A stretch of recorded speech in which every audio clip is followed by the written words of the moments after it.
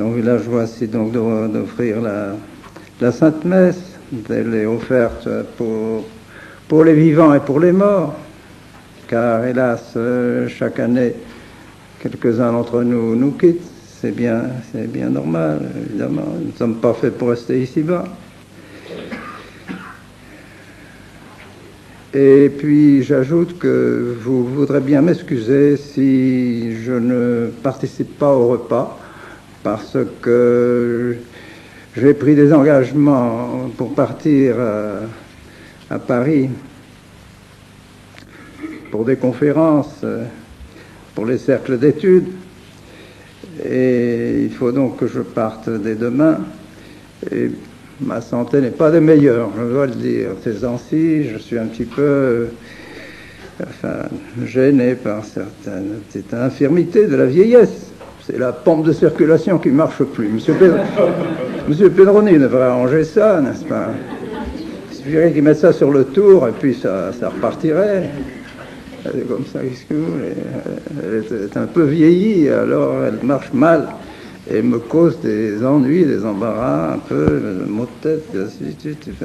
Alors il faut que je me repose un peu si je veux être en forme pour cette conférence de Paris, car ils sont toujours insatiables.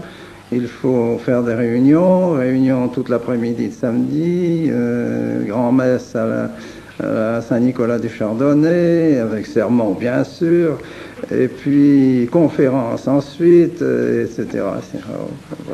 Enfin, c'est comme ça. J'essaye de satisfaire le plus de monde possible, tant que je le puis, mais je ne sais pas combien de temps ça durera encore, à la grâce de Dieu. Alors veuillez m'excuser si je ne suis pas présent au repas ce soir. Je crois de mon devoir de me reposer un peu. Et comme d'habitude, je voudrais faire un peu le point de la situation dans laquelle nous nous trouvons. Et avec les années qui passent, c'est impressionnant et, je dirais, à la fois tragique et douloureux. La situation de l'Église, la situation des catholiques que nous sommes, de ceux qui veulent garder la foi, dans cette ambiance dans laquelle nous vivons actuellement, est vraiment un drame qui, je dirais, s'aggrave toujours davantage. On aurait pu croire quand même qu'après quelques constatations, comme celles qui ont été faites par exemple par la petite brochure qui a été éditée ici dans le Valais, et qui n'a fait simplement que découvrir ce qui existait, c'est-à-dire 45 en moins de pratiques dans le Valais catholique depuis 30 ans. Vous avez pu voir, constater vous-même les réponses aux questions qui sont faites par des catholiques qui n'ont plus la foi. Ils ont perdu la foi catholique. 81,3% dans ce Valais catholique répondent « la religion n'a pas d'importance, on peut se sauver dans n'importe quelle religion ». 81,3% des catholiques valaisans. La religion n'a pas d'importance. Jésus-Christ, pas d'importance. Vous pouvez passer par Jésus-Christ si vous voulez, mais ça n'a pas d'importance. Vous pouvez aussi passer par une autre voie. 81,3% des catholiques valaisans répondent à ça. Ils n'ont plus la foi.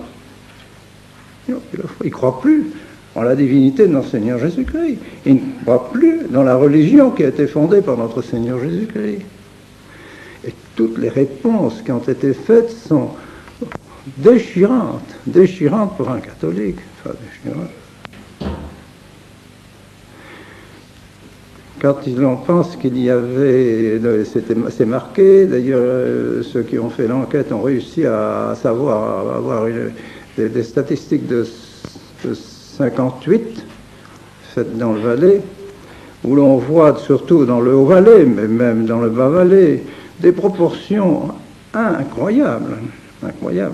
97% des hommes pratiquent dans le Haut-Valais, 98% des femmes pratiquant dans le Haut-Valais. Des chiffres magnifiques, merveilleux. Tout un peuple qui pratique sa religion. Et ça, et dans le Bas-Valais, c'est 85, 87, 88%, 90% suivant les régions. Enfin, c'est encore des proportions extraordinaires. Maintenant, 30%. Moyenne 30%. Quelle chute! 30%. En l'espace de 30 ans. Alors, il y a tout de même quelque chose qui s'est passé. Et nous ne pouvons pas en rester à la réponse de Monseigneur Chféry, auquel s'adressait la radio immédiatement, télévision, tout ça. Mais comment? Qu'est-ce que c'est que cette enquête? Et vous avez vu cette enquête? Vous avez vu les résultats? Qu'est-ce que vous en pensez, Monseigneur Chféry? Demande la radio, la télévision, etc. Oh, c'est pire ailleurs. Voilà, c'est la réponse de l'évêque. C'est pire ailleurs. Ça ne solutionne pas le problème, ça. Ça n'explique pas la situation. C'est vrai. Notez, c'est vrai. Il a tout à fait raison. Si vous passez la frontière et que vous allez faire la même enquête en Savoie, eh bien, ce ne sera pas 33 ou 30% de pratiquants, ce sera 5-7% de pratiquants, au grand maximum. Alors c'est vrai que c'est pire ailleurs, mais c'est pas quand même pas une raison pour se désintéresser de cette diminution de la foi. Alors nous sommes, je dirais, devant un problème de plus en plus grave, parce que ça sera maintenant à l'échelon de peut-être bientôt, car nous le sentons venir, n'est-ce pas, et vous l'avez dans l'occasion de lecture que vous avez pu faire dans les journaux, à l'occasion de cette guerre du Golfe. Vous avez pu remarquer qu'il y a assez souvent des allusions au gouvernement mondial, gouvernement mondial, gouvernement mondial. Mais qu'est-ce qu'ils veulent avec ce gouvernement mondial? Avec ce gouvernement mondial, il ne faut pas se faire d'illusions. Ils veulent codifier d'une manière mondiale les vices et les mauvaises lois, et le mauvais esprit que l'on trouve dans nos sociétés socialistes. Ce sera un socialisme mondial, maçonnique, anti-chrétien, qui, d'ailleurs, c'est déjà comme ça dans nos sociétés. Il faudra, pour faire partie de cette société mondiale des nations, se plier à des exigences. Et ces exigences, ce sera la fausse démocratie, la mauvaise démocratie, la démocratie socialiste qui ne croit pas en Dieu, qui se refuse Dieu et qui met tous les hommes sur le même pied, sur l'égalité, n'est-ce pas, de tout le monde, et qui a produit ces fruits abominables que nous constatons maintenant. Je pense que ces erreurs profondes qui nous viennent de la Révolution, qui ont été condamnées officiellement par l'Église, par le pape Pie IX dans l'encyclique Contra Cura, et particulièrement par le pape Saint Pie X dans l'encyclique sur le modernisme, eh bien, ces principes faux, n'est-ce pas, sont en train d'arriver maintenant à leur aboutissement de deux manières. Par les gouvernements socialo-communistes, plus ou moins, ou bien c'est la société libérale, sociale, telle que nous la connaissons dans nos pays d'Europe libre, ou bien c'est le communisme. Alors c'est bien, ou bien une caserne dans laquelle tout le monde travaille, et puis on vous donne à manger, on vous habille, on vous loge, et on vous donne un petit salaire, et Vous êtes là, encaserné. Et si vous avez le malheur de manifester votre mécontentement, alors c'est le camp de concentration, c'est la prison, n'est-ce pas, définitive. Et voilà, ça c'est une caserne, c'est une grande caserne. Le communisme a fait une grande caserne. Et après, c'est qu'il a fait ce mur de séparation, vraiment pour enfermer, comme dans une caserne, tous ces gens qui n'ont plus aucune liberté. Aucune liberté. Obligés de faire tel travail, et puis d'aller recevoir, pas avec un bon de consommation, des vivres pour tant de personnes, quand il y en a, les vêtements, n'ayant plus aucune initiative. Et c'est ce qui nous explique pourquoi c'est si difficile pour l'Allemagne de l'Ouest d'incorporer l'Allemagne de l'Est. Ces gens-là n'ont plus aucune initiative. Ils ne savent plus travailler librement. Plus. Ils ont été habitués dès leur enfance, à l'âge de 12-13 ans, allez, tu travailles ici, toi, et puis tu vas travailler. Et puis on lui donne à manger, on lui donne quelques habits, et logé comme dans une caserne, et puis c'est enrégimenté, et puis ça y est, plus d'initiative, rien. Comme des robots. Alors tout à coup, on leur dit vous êtes libres. Mais libres, quoi faire? Mais comment je dois me tirer? Mais comment? Mais donnez-moi à manger. Moi je ne sais pas comment trouver à manger. Donnez-moi des habits, donnez-moi un logement, donnez-moi tout. Je ne sais pas comment faire. Alors si on les laisse libres, il y en a qui travaillent, il y en a qui sont au chômage, mais n'ont jamais été au chômage. Il n'y avait pas de chômage derrière le rideau de fer, parce que tout le monde travaillait, tout le monde avait son travail à faire. Enfin, malheur ou n'importe quoi, pas les gilets ou n'importe quoi, mais tout le monde avait son travail, et tout le monde avait sa pitance, petite pitance, mauvaise pitance, malheureuse pitance, mais ils l'avaient quand même. Alors tout à coup, ils sont libres, ils ne savent pas comment s'en tirer. Et les Allemands de l'Ouest ne savent pas comment les assimiler à leur nation. Ça, c'est un problème invraisemblable, c'est un problème psychologique et moral, invraisemblable.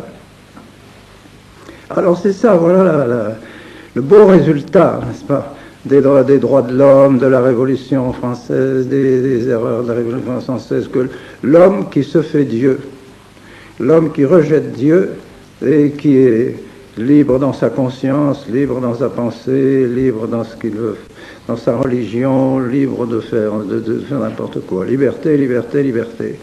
Liberté, moyennant quoi, ils tombent dans l'esclavage d'hommes qui les tyrannisent. Parce qu'il n'y a plus les droits de Dieu. Alors l'homme devient un esclave pour son voisin qui est plus fort que lui et qui arrive à le réduire en esclavage. Il n'y a plus de recours à Dieu. De l'autre côté, du côté de nos sociétés qui étaient libres, qui n'est pas de l'autre côté du rideau de fer, c'est pas une caserne, mais c'est un cloaque. Un cloaque moral. Un cloaque. Nous vivons dans la boue. Dans la boue.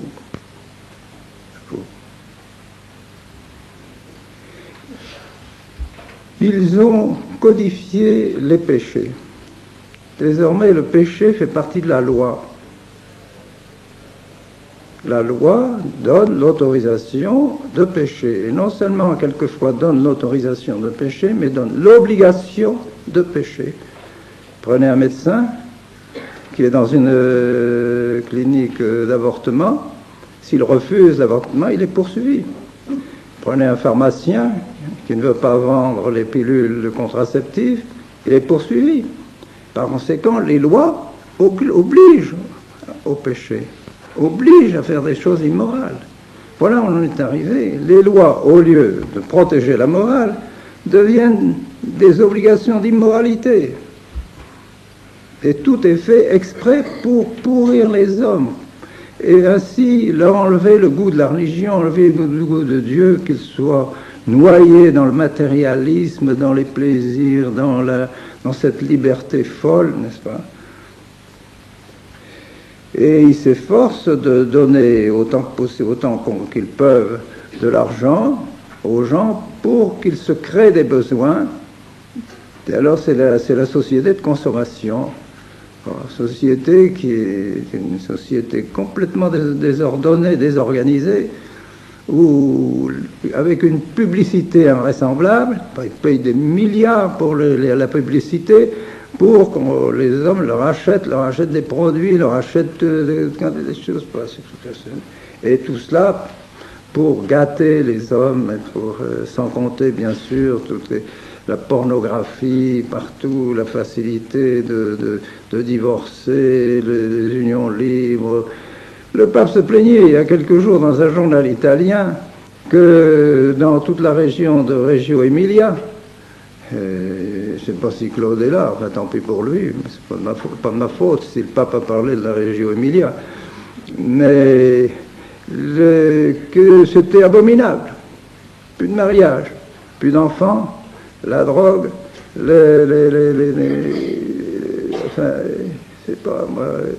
Plus de prêtres, plus de séminaristes, plus rien, plus de religion, plus de, je sais pas.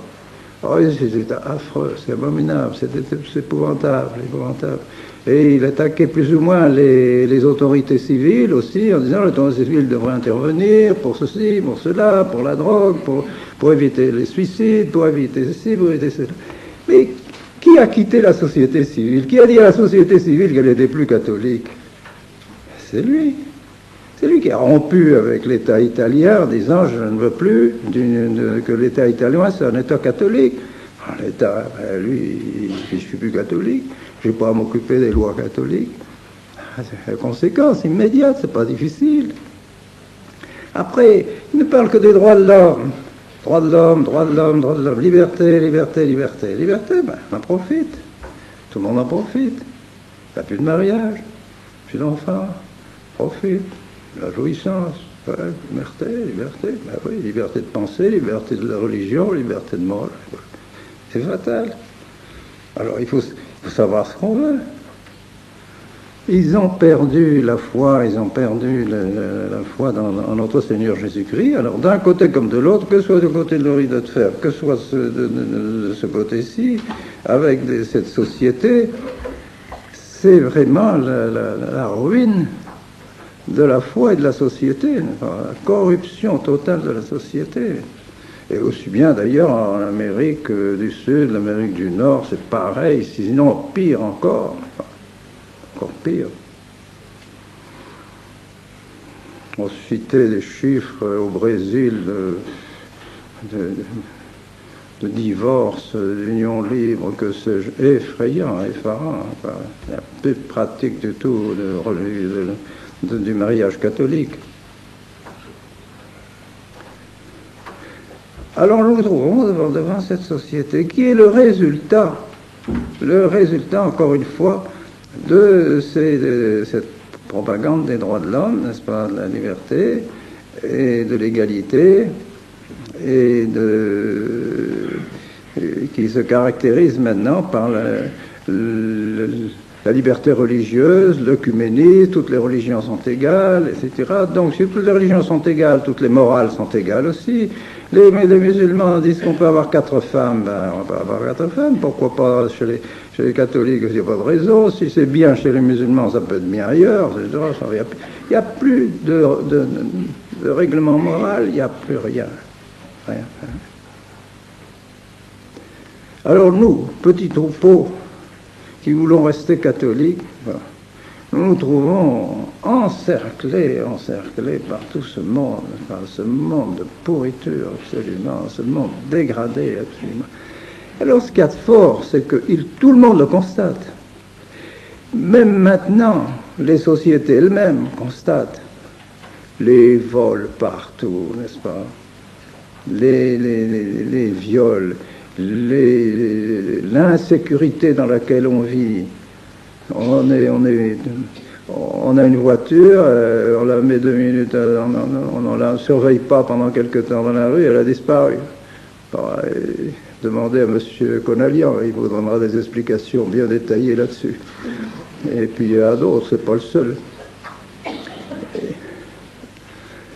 Demandez à M. Pedroni comment on est dévalisé. Sa villa, sa maison, après, il a été dévalisé ces jours-ci. Et ainsi de suite, ça, dans notre bonne Suisse, et notre Suisse encore si bien protégée, n'est-ce pas? Comme ça. Ils ont donné ces jours-ci, dans le journal, le nombre de vols qui ont été enregistrés, pas dans quel, en Suisse, dans un État, je ne sais pas, des chiffres ahurissants. On ne croirait pas que c'est possible. Ahurissant. Ouais. Moi, pendant mon petit voyage que j'ai fait en France dernièrement, enfin, pendant le mois d'octobre et de septembre, je suis resté pendant quelques temps, eh bien, j'ai constaté moi-même de mes propres yeux des démolitions de maisons encore habitées par les gens, par une bande de voyous de 12 ans à 17 ans. Oui, en face de mes yeux. C'était en face de chez moi, en face de chez mon frère. J'ai pu constater ça, bande de voyous. Et le propriétaire, je l'ai trouvé, mon frère, m'a dit, ben, j'ai plus rien. J'ai plus rien. Ben, vous n'avez pas averti la police. Oh, la police, c'est comme ça tous les jours, on s'en occupe pas, un peu plus. On les a enfermés, on les a mis 24 heures en prison, on a bien été obligé de les relâcher, parce que ce sont des mineurs, donc on les relâche, et puis ils recommencent. Ils ont pillé, ils ont cassé tous les meubles, ils ont brûlé les meubles de ce brave homme, parce que c'était tout un quartier qui devait être abandonné, et que la commune voulait démolir, mais les gens habitaient encore. Lui n'avait pas encore trouvé de maison pour se replier. Alors il attendait que la commune lui trouve quelque chose pour qu'il puisse se replier ailleurs. Et là, ils l'ont tout pillé, il n'y avait plus rien. Et devant les yeux de la police, en quelque sorte, qui va tout s'occuper de rien. Pendant le voyage, je voyageais avec un de mes cousins, il reçoit un coup de téléphone. Son fils, lui, est médecin, qui habite à côté de chez lui. Il dit, eh ben, écoute, pendant que j'étais à mon bureau de médecine, et puis que ma femme était absente, la maison a été complètement dévalisée, et ils ont volé tes clés, parce que j'avais ramassé des clés chez moi. Eh ben, ils ont volé toutes les clés. Il a fallu que je change toutes les serrures chez toi aussi, parce que fallait mettre en protection. J'arrive à Énès. J'attendais mon frère de Bayonne qui devait venir pour me rejoindre. Coup de téléphone, on m'a volé ma voiture. Je n'ai plus de voiture pour venir. Ah, la belle société dans laquelle nous vivons. Mais je crois qu'on pourrait... C'est comme ça partout. Et les gens vous disent, ah, moi j'étais pieds ici. Je suis en train de dire la messe à Lille, avec 450 personnes présentes. À côté, il y a une maison, la maison du gardien de la chapelle. Ce monsieur s'appelle Monsieur de Villers, il n'a pas parent de l'abbé de Villers, mais il a de Villers. Donc, on pourrait penser qu'il y a 450 personnes, ça débordait de la chapelle. Non, il y avait des gens qui étaient à 20 mètres de cette maison. Bien, pendant la messe, un voleur est monté à l'étage et il a ramassé, je sais pas, le sac de madame et puis le revolver de monsieur. Le revolver chargé, s'il vous plaît.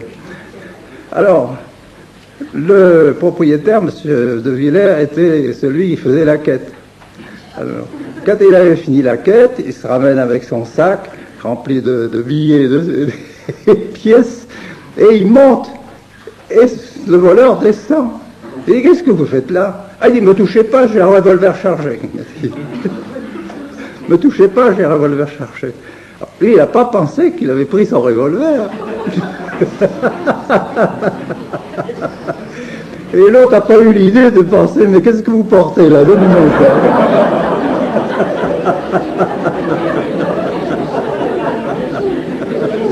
Il a au moins sauvé la quête.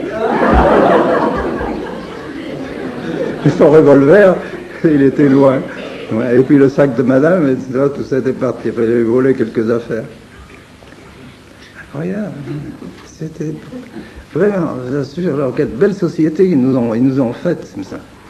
Il n'y a plus de justice, tous ces voleurs sont graciés, les polices disent, oh ben oui, c'est le 10e, c'est le 20e, c'est le 50e de la journée, qu'est-ce que vous voulez que nous fassions? Tout ça, ça court maintenant, ça, puis il y a une espèce de justification aussi, justification morale. On dit, ben ces gens-là sont des pauvres, etc., ils se servent des biens des autres, mais c'est normal, ça fait un peu plus d'égalité, comme ça, etc., enfin, c'est assez, après tout, il y en a qui en ont trop, puis d'autres qui en ont pas assez, ben c'est bien, comme ça, un peu plus d'égalité.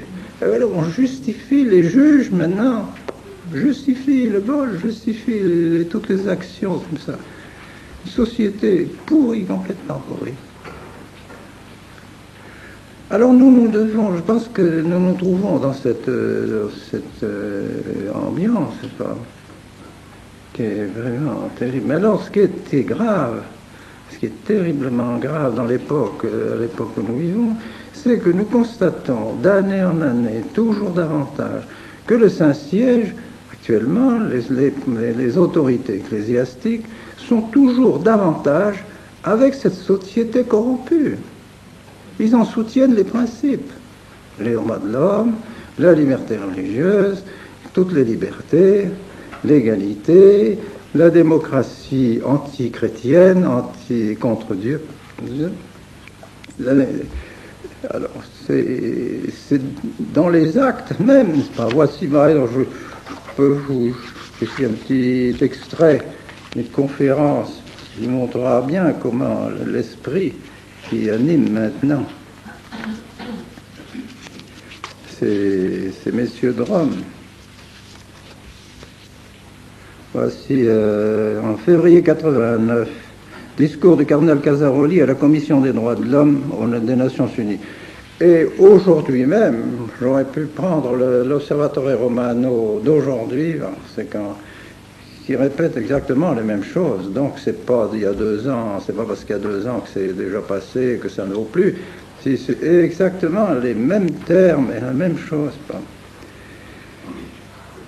Voici un extrait de ce discours sur les Nations Unies du cardinal Casaroli, en répondant avec beaucoup de plaisir à l'invitation qui m'a été adressée à venir jusqu'à vous.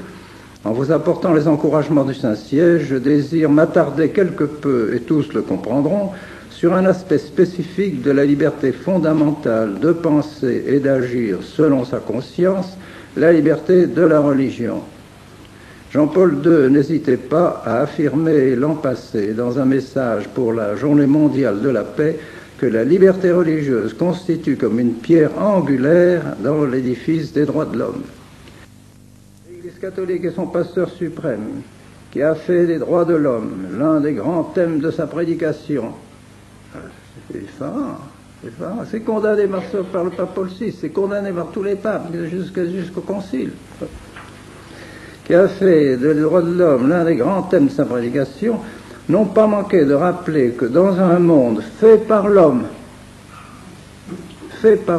et pour l'homme, toute l'organisation de la société n'a de sens que dans la mesure où elle fait de la dimension humaine une préoccupation. Tout et tout l'homme, voilà la préoccupation du Saint-Siège. Elle est sans doute l'homme. Dieu, où est Dieu là? Où est notre Seigneur Jésus-Christ? Où est le salut de l'homme là-dedans? C'est épouvantable, c'est affreux. Un franc-maçon pourrait dire la même chose. Exactement, il n'y a pas de différence. Il s'aligne complètement sur les idéologies maçonniques et les idéologies socialistes. Alors, ils sont vraiment passés de l'autre côté de la barrière.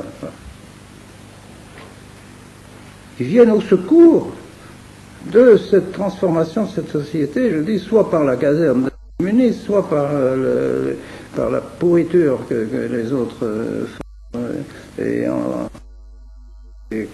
provoquent dans la société, n'est-ce pas, en ruinant complètement la société. Alors ça, c'est un phénomène invraisemblable qui nous consterne. Comment est-ce possible? Comment est-ce possible qu'on en soit arrivé là? C'est un fait, rien.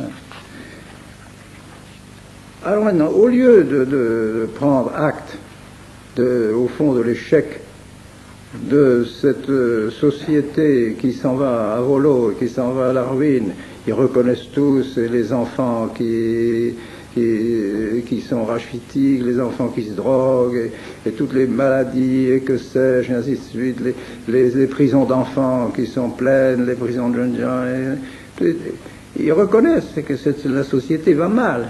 Mais ça ne fait rien, ils continuent. continue. Et ces principes-là sont répétés. Et encore une fois, ils disent, quand la société-nation sera faite, toutes les nations devront accepter ces principes. Par conséquent, les principes de la destruction de la société, pratiquement. Et une société qui n'accepterait pas, je suppose, par exemple, qu'un État, je ne sais pas trop lequel, soit en Afrique, soit en Amérique du Sud ou ailleurs, essaye de redresser la situation en disant non, nous maintenant, on en a assez, comme on fait des Salazar, Franco, de Valera en Irlande, et ainsi de suite, enfin, qui ont voulu restaurer l'ordre chrétien dans leur société. Si jamais il y avait un qui avait l'idée de faire une chose comme ça dans un État, immédiatement, il est poursuivi par tous les États du monde entier. On lui coupe les vivres, on lui bloque les crédits des banques, on lui coupe les marchés, on l'empêche de faire des marchés, etc. Il l'étouffe. Il l'étouffe.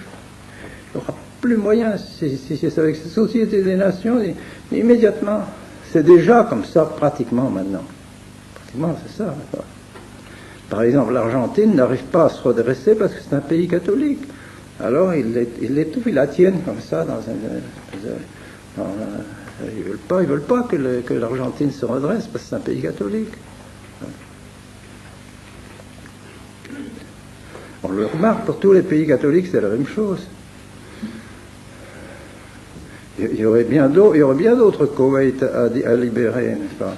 Je pense à l'Angola, par exemple l'Angola et le Mozambique, en deux pays d'Afrique, qui étaient parmi les plus catholiques, 90% de catholiques, c'est les pays les plus catholiques de l'Afrique. Eh bien, on a laissé les Cubains envahir ces pays-là, tuer les gens, tuer les chrétiens, démolir les églises, tuer les religieuses et des prêtres, et ainsi de suite. Des choses horribles. Avec la bénédiction des États-Unis. Pourquoi la bénédiction des États-Unis?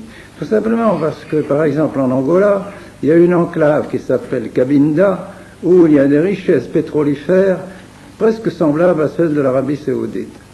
Énorme. Alors, les Cubains ont dit, mais laissez-nous la paix, laissez-nous occuper le pays et faire ce qu'on veut dans le pays. Nous chargeons de garder les puits de pétrole à votre disposition. Très bien, pas de problème. Alors, nous sommes d'accord avec vous. Vous pouvez faire tout ce que vous voulez dans l'Angola. Vous pouvez détruire les églises, détruire les écoles, brûler les couvents, tuer les prêtres et les sœurs. Pour l'importance, pour que nous avons le pétrole, c'est tout ce qu'il nous faut. Ça. Des marchés sordides. Alors c'est pour moi je le connais bien, j'ai visité plusieurs fois l'Angola, parce que c'était les pères du Saint-Esprit qui étaient missionnaires là-bas. Des pays merveilleux au point de vue chrétien, merveilleux. Enfin, tout ça est démoli, brûlé, tout ça, les pauvres gens sont repoussés dans la brousse, se cachant dans la brousse. Abominable. Alors voilà la société dans laquelle nous nous trouvons, c'est bien que c'est très très difficile de redresser une société. Alors nous, il est évident que pour nous, notre idéal, c'est justement la restauration de l'ordre chrétien, c'est-à-dire l'ordre de notre Seigneur Jésus-Christ. Qu'est-ce que c'est que l'ordre de notre Seigneur Jésus-Christ? Bien, notre Seigneur Jésus-Christ a voulu que l'ordre social dans lequel nous vivons soit un ordre hiérarchique, pas un ordre égalitaire. C'est faux l'égalité. Oui, nous sommes tous égaux devant le bon Dieu, ça, tout à fait d'accord, il n'y a pas de problème. Mais dans la société, nous ne sommes pas égaux. Un enfant n'est pas l'égal de ses parents. Il y en a des petits, il y en a des grands, il y en a des forts, il y en a des moins forts, il y en a les hommes, il y a les femmes, il y en a qui sont très manuels, qui sont très habiles manuellement, d'autres qui ont des grosses têtes, et tout ça qui sont très forts et très capables de faire des choses que les autres ne sont pas capables de faire, et ainsi de suite. Le mon Dieu a créé justement magnifiquement cette société pour que tout le monde, tout cet ensemble, bien chacun à sa place. Une place pour chacun et chacun à sa place. Mais c'est chacun à sa place que la société fonctionne merveilleusement. Mon Dieu a tout prévu.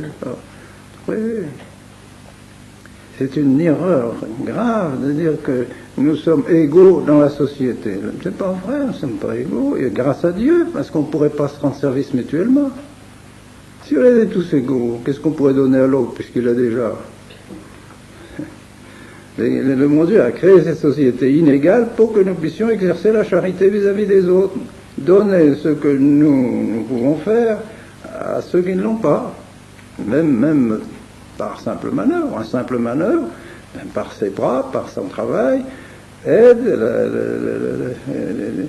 les personnes avec lesquelles il concourt pour l'industrie dans laquelle il se trouve, à faire fonctionner cette industrie. Il fait quelque chose, il fait un acte de charité. Ben oui, c'est ça la société. C'est ça la société chrétienne. Alors on a voulu détruire cela absolument, n'est-ce pas? De la destruction voulue de toutes les moyennes et petites entreprises, n'est-ce pas? On les écrase d'impôts, on leur met des impôts toujours plus forts, des intérêts bancaires toujours plus forts, puis un beau jour on leur coupe les crédits. Alors là c'est la mort. Terminé. Pourquoi? On ne sait pas. Un beau jour, la banque vous dit « Ah, c'est fini, on ne peut plus vous faire de crédit. » Bon, c'est la fin, c'est terminé. C'est la faillite. C'est comme ça. Nous sommes dans le nord de la France, je vous assure, c'était la ruine totale. Totale. Il n'y a plus une industrie privée. Terminé. Ils ont réussi parce que c'était catholique, parce que c'était tous des patrons catholiques, parce que c'était une société qui s'entendait. Il n'y avait pas de grève, il y avait des comités interprofessionnels, il y avait des comités entre patrons et ouvriers, c'était bien organisé. À la manière catholique, vraiment, ils avaient fait des efforts considérables pour éviter justement, et puis enfin, égaliser, faire en sorte que les salaires soient toujours au niveau de la vie et de la vie courante. Eh bien, ça, le gouvernement ne pouvait pas supporter cette force catholique qui se trouvait dans le Nord. Ils ont réussi, un par un, à faire mettre en faillite toutes les entreprises. Il n'y a pratiquement maintenant plus une seule entreprise privée. C'est fini.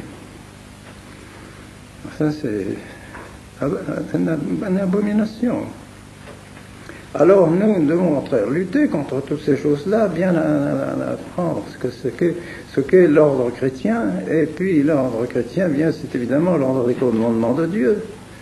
Le règne des commandements de Dieu, le règne de notre Seigneur, par les commandements de Dieu, donc par l'amour de Dieu, par l'amour du prochain, donc par la prière, parce que l'amour de Dieu se manifeste surtout par la prière, donc par l'oraison, tout ce que notre Seigneur nous a donné, les sacrements, le sacrifice de la messe, tout cela, entretenir cet ordre en nous, l'ordre vis-à-vis du bon Dieu. Au ciel, c'est aussi tout hiérarchisé. Regardez la liste des archanges, des anges, c'est toute une hiérarchie, il y a toute une hiérarchie. Tout sera hiérarchisé. Nous serons, nous, à la place juste qui nous convient. Puis, il y aura beaucoup de monde au-dessus de nous, peut-être un peu après, je suis pas sûr, mais enfin... en tout cas, chacun aura sa place. On va se mettre à la place comme les étoiles dans le firmament. Chaque étoile a sa place, chaque étoile brille à sa façon, chaque étoile est placée, elle rend service à l'ensemble, elle contribue à l'ensemble, mais chacune est différente des autres. Elle n'a pas une semblable aux autres. Merveilleux dans la nature. Il suffit de contempler les choses naturelles pour voir combien la hiérarchie que le bon Dieu a placée dans les choses, c'est comme tout est bien considéré. Regardez les abeilles, la société des abeilles, la société des fourmis, la société... Tout ça est une organisation merveilleuse, qui doit nous apprendre beaucoup de choses. Et les autres, ils voudraient supprimer tout ça. Allez, on est tous égaux, il n'y a pas de différence, et tous... absolument. Alors il faut que c'est notre rôle. Je dirais, le bon Dieu compte sur nous, je pense, pour chacun à notre place, pour réaliser cet ordre chrétien, et même un peu en société, que nous nous aidions les uns les autres pour maintenir un peu une ambiance chrétienne, société. C'est dur pour vous, et c'est dur pour les parents, on se rend compte, nous prêtres aussi, qui vivons aussi dans le monde, nous rendons bien compte que ce que nous demandons est quelquefois un peu difficile, difficile. Nous essayons de vous mettre en garde, n'est-ce pas, contre tout cette corruption universelle qui est habilement exploitée par tous les médias, habilement exploitée par toute l'ambiance. Ils sont habiles et puis ils ont de l'argent, n'est-ce pas? Je ne sais pas ce que vous en pensez, mais moi je vois ce journal du Valais, le Nouvelliste, est de plus en plus rempli de publicité. Avant, il y avait très peu de publicité. Maintenant, c'est des pages et des pages et des pages et des pages. C'est comme ça. Et un beau jour, cette publicité, bon, pour le moment, elle n'est pas encore trop pornographique, mais ça pourrait bien venir. Ça pourrait bien venir. On ne pas sans être surpris que tout doucement, on en voit déjà commencer à venir, alors qu'avant, ça aurait été impensable. Sauf que le journal se serait proscrit quand même, aurait eu un peu le respect de ses lecteurs. Et, maintenant, on commence à avoir des nudités dans le journal. Une de temps en temps, pas souvent, mais ça commence à venir. C'est comme ça que ça, tout doucement, l'influence pornographique. C'est voulu, tout ça. C'est voulu pour corrompre la société, n'est-ce pas? Et, alors, il faut toujours être en garde.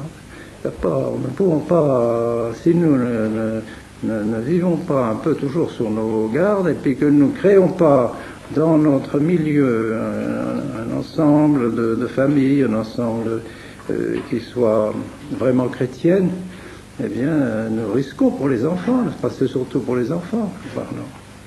Eh oui.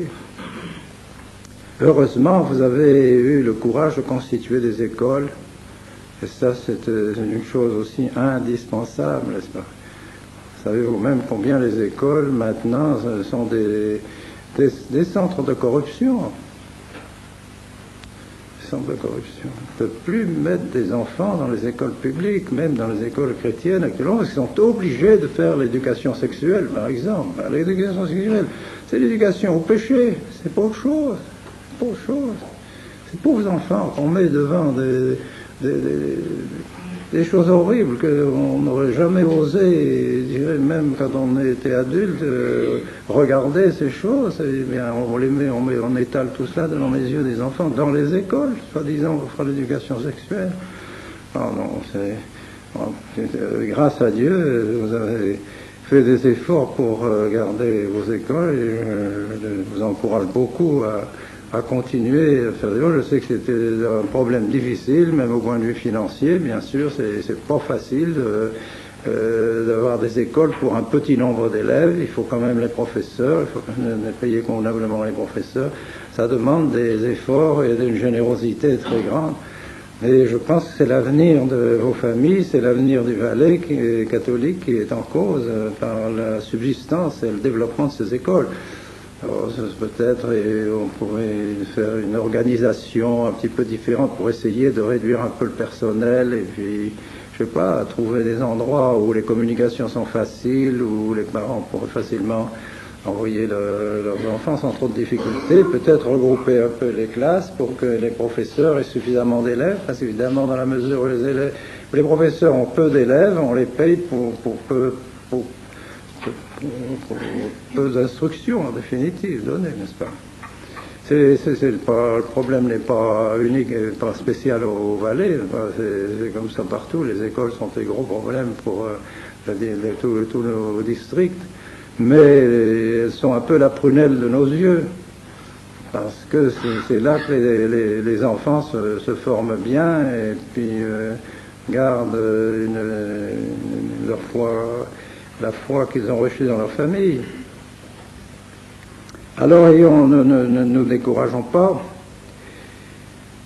C'est dans la foi à la divinité de notre Seigneur Jésus-Christ que nous trouverons le soutien de notre combat. C'est là. Notre Seigneur est la source de tout. Sans notre Seigneur, il n'y a rien. Avec notre Seigneur, on a tout. C'est lui qui il a dit, sans moi, vous ne pouvez rien faire. Vous ne pouvez rien faire. Rien faire. Alors, avec lui, on peut tout. Alors, il faut nous attacher à notre Seigneur Jésus-Christ, croire en sa divinité, croire en sa grâce, C'est ça qui a sauvé le monde, c'est la grâce de notre Seigneur, c'est son sang qui a coulé de son cœur et qui s'est répandu en nous par le baptême, par les sacrements, qui se répand par la Sainte Eucharistie, et tout ça, nous sommes nourris du sang de notre Seigneur Jésus-Christ, de sa grâce, n'est-ce pas, divine, et par conséquent, c'est le ferment qui doit agir dans toutes nos actions et dans toute la société. C'est là. Et c'est parce que les évêques, depuis, je veux dire, 40 ans, bien 40 ans, avant le Concile déjà, ne croient plus à la vertu de la grâce, à la vertu des sacrements, à la vertu du sang de notre Seigneur Jésus-Christ, qu'ils ont été chercher d'autres moyens. Ils ont dit, oh, ça n'a plus de succès. Ça n'a plus de succès. Alors, comme ça n'a plus de succès, alors on va aller chercher ailleurs. Alors, on a fait des prêtres ouvriers, on a fait, je sais pas, des réunions syndicales, on a fait des mouvements. Et bien ça, ces mouvements ne valent rien s'ils ne sont pas animés par la grâce de notre Seigneur Jésus-Christ. Ça vaut rien. C'est là qu'est le ferment, c'est là qu'est la source vraie, véritable. C'est là alors les familles s'épanouissent chrétiennement, les écoles, la société, tout prend un autre aspect, un aspect divin, en définitive. C'est vraiment le Dieu présent parmi nous, quoi. Ça a été comme ça pendant des siècles. Pendant des siècles, tout le monde y croyait. Mais depuis ces siècles de laïcité, n'est-ce pas, eh bien, ça finit par porter ses fruits, cette campagne laïque, qui est loin de Dieu, ben même les évêques ont fini par être attaqués par cette maladie de la laïcité et ne croyant plus à leur travail. Et les prêtres n'avaient plus de confiance dans la grâce du sacerdoce. Plus de confiance. Alors, en bas la soutane, à quoi ça sert? Nous sommes des hommes comme les autres. Voilà. Oh. Acheter la soutane aux orties. Une fois que le prêtre se dit un homme comme les autres, ce que vous voyez tout de suite la ruine de ce pauvre prêtre qui dit une chose pareille. Il ne croit plus du tout en son ministère. Alors il ne faut pas s'étonner que peu de temps après on apprend qu'il est marié ou bien qu'il vit en concubinage. Voilà, pas étonnant. Alors nous, il faut croire, c'est la foi dans cette grâce de notre Seigneur qui est la source de la civilisation, qui est la source du bien de nos familles, c'est cela, et qui restaurera l'ordre chrétien, le véritable ordre chrétien. Évidemment, on nous en voudra, on nous poursuivra, on nous persécutera, on nous fera, parce qu'ils nous haïssent, parce que nous manifestons notre Seigneur Jésus-Christ, justement, dans notre conduite, dans nos familles, dans tout ça. Ils nous haïssent. Plus ça ira et plus ils nous haïront. Il ne faut pas se faire d'illusions. C'est bien pour ça qu'ils commencent à nous persécuter maintenant. Et je devais avoir le jugement aujourd'hui, moi. Le jugement, je devais juger. Là. Je pense que vous seriez tous venus m'apporter des oranges à la prison. Au moins ça. Eh bien, je ne suis pas en prison parce qu'ils n'ont pas encore donné le jugement. C'est pour le 21 mars. C'est reculé au 21 mars. Alors, ma foi, j'attends le 21 mars. Alors, je voudrais savoir si je suis en prison. Vous viendrez me rendre visite. Ou bien c'est la somme que je devrais payer. Mais d'après le maître Wagner qui a défendu la cause, il a dit non, je pense que ça ira bien, que vous allez être... ça va être débouté, qu'ils ne vont pas avoir raison. On va sortir de là sans rien, sans condamnation. On va bien voir, on va voir. Mais c'est pas pour rien. Et c'est l'abbé André qui est là présent. Il a assisté à la première séance. Vous aussi, peut-être, non? Pas vous assistez. Il a assisté à la première séance, au tribunal. Il disait combien les avocats adverses en ont fait une affaire religieuse. Hein? Il faut le dire. Oui, c'est vrai. Ils ont débattu sur le point de vue religieux. L'islam et tout ça, ça passait à côté, mais c'était le point de vue religieux. Ils nous en voulaient, comme avec une haine, n'est-ce pas, poursuivant moi personnellement et toute mon œuvre et tout ça, avec une haine satanique, n'est-ce pas? C'est ça, incroyable. Ah non, c'est très rare. Et alors, il ne faut pas s'étonner non plus qu'ils nous bloquent les crédits en France, les legs et tout ça, pour essayer de nous étouffer par l'argent. Il ne faut pas s'étonner de ça. Et vrai, ici, pas étonnant que nous ayons tant de difficultés à construire l'église. C'est pas pour rien. Il y a vraiment derrière des gens qui disent non, non, non, non, non, surtout pas ça. Imaginez s'ils ont une grande église, alors maintenant on est perdu, c'est terminé. Alors le Valais va tout devenir icône, n'est-ce pas? Faut pas que ça se voit quand on les icônes comme ça, faut pas dans le grand clocher, etc. Pensez-vous, ce serait trop grave. Et c'est probablement ça aussi qui travaille derrière nous. Mais enfin, nous les aurons.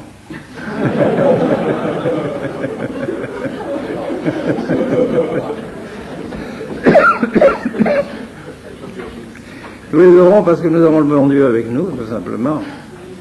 Et que le bon Dieu, ben, ils l'auront pas. Les pauvres, quand ils doivent se présenter devant le bon Dieu, je me demande bien comment ils doivent se présenter. Même. C'est si beau de penser que justement la chrétienté ici-bas est l'image de ce qui est au ciel. L'image de la société au ciel. Société merveilleuse où tout est gradué, tout est bien ordonné, tout est bien organisé, tout est bien, où la charité règne partout, l'ordre parfait, la paix, tout ça, on n'imagine pas, on a la peine à s'imaginer ce que ça peut être, mais enfin c'est bien comme ça que nous devrions efforcer de nous modeler sur le souhait qu'a fait notre Seigneur lui-même dans notre Père, que votre volonté soit faite sur la terre comme au ciel. C'est ça. Donc je souhaite, enfin pour votre bien, puis pour le bien du Valais, qu'on continue le combat. Oh, je sais bien que je n'ai pas d'hésitation et de doute. Vous êtes tous bien ardents. Chaque fois qu'on a l'occasion de vous parler ou d'entrer en contact avec vous, c'est quelquefois vous qui êtes encore les plus forts pour nous entraîner. Alors, parce que vous êtes sur le terrain du combat, nous, on est un peu à l'arrière. Tandis que vous êtes sur le terrain, alors il faut lutter tout le temps, tous les jours, ici, là, contre ceci, contre cela. Demandons-lui de nous aider à continuer ce combat. Elle qui a vraiment combattu, n'est-ce pas, et qui combat toujours contre les puissances de l'enfer. Alors, elle nous a prédit quand même toutes les difficultés que nous aurions. Alors, il ne faut pas trop nous en étonner et puis lui confier tous nos soucis et elle nous aidera. Voilà, merci de votre attention.